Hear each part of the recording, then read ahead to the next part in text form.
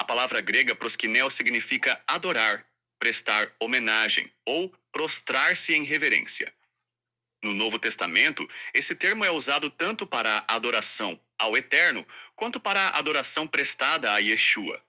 A relação entre os textos é fundamental para demonstrar que Yeshua recebe a mesma reverência destinada a Elohim. Primeiro, Mateus 4:10. Adoração exclusiva a Deus. Então Yeshua lhe disse: Vai-te, Satanás, porque está escrito: Ao Senhor teu Deus adorarás, prosquinices, e só a ele servirás. Deuteronômio 6:13. Aqui, Yeshua confirma que apenas Elohim deve ser adorado com prosquinel. Tu, Mateus 2:2, 2:11. Os magos adoram Yeshua. Onde está aquele que é nascido rei dos judeus? Pois vimos a sua estrela no oriente e viemos adorá-lo, prosquinessa. Mateus 2:2. E entrando na casa, viram o menino com Maria, sua mãe. E prostrando-se, o adoraram, prossequinisan. E abrindo os seus tesouros, lhe ofereceram presentes, ouro, incenso e mirra. Mateus 2:11.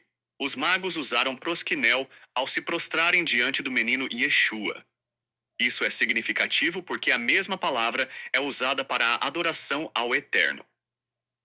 Terceiro, Mateus 14:33.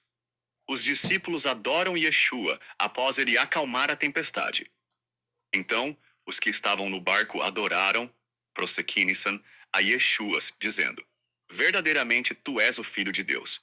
Neste evento, Yeshua demonstra poder sobre a criação ao acalmar a tempestade, e os discípulos o adoram com prosquinel. Quarto Mateus 28:10, 9, 28:17. Os discípulos adoram Yeshua ressuscitado, e eis que Yeshua veio ao encontro delas, dizendo: Alegrem-se. E elas, aproximando-se, abraçaram os seus pés e o adoraram. Prossequinisan. Mateus 28:9. E quando o viram, o adoraram. Prossequinisan. Mas alguns duvidaram. Mateus 28:17.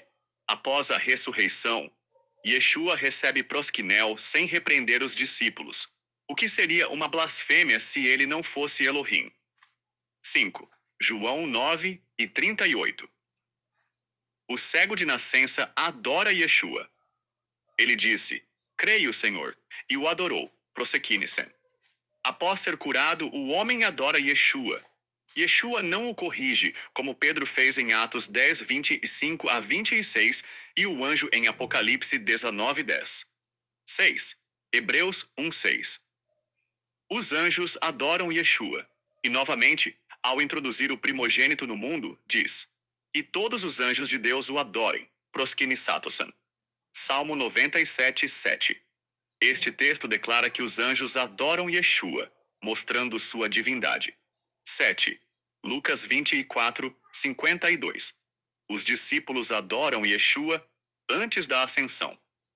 Então, eles, adorando-o, prosquinissandes, voltaram para Jerusalém com grande alegria. Após a ascensão de Yeshua, os discípulos o adoram e voltam jubilosos, algo que seria impensável se ele fosse apenas um profeta ou um ser criado. Conclusão. Os evangelhos utilizam prosquinel exclusivamente para a adoração ao Eterno, Mateus 4:10. Mas a mesma palavra é aplicada a Yeshua em diversos contextos, antes e depois da ressurreição. Isso reforça a visão de que Yeshua é Elohim encarnado, digno da mesma adoração prestada a Elohim. Vamos agora para o significado da palavra latreia.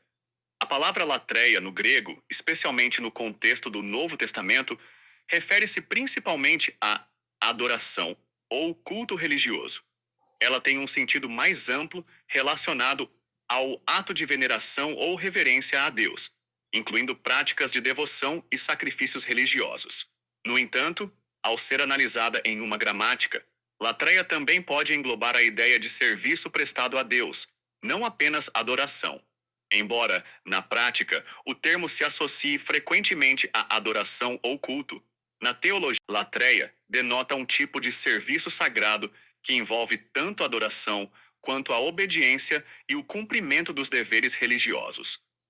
Em outros textos bíblicos, O termo é usado para descrever um serviço contínuo a Deus, como em Romanos 12:1, onde Paulo fala de oferecer nossos corpos como sacrifício vivo, que é o culto, latreia, racional, envolvendo tanto o ato de adorar quanto de servir a Deus em uma vida prática e obediente.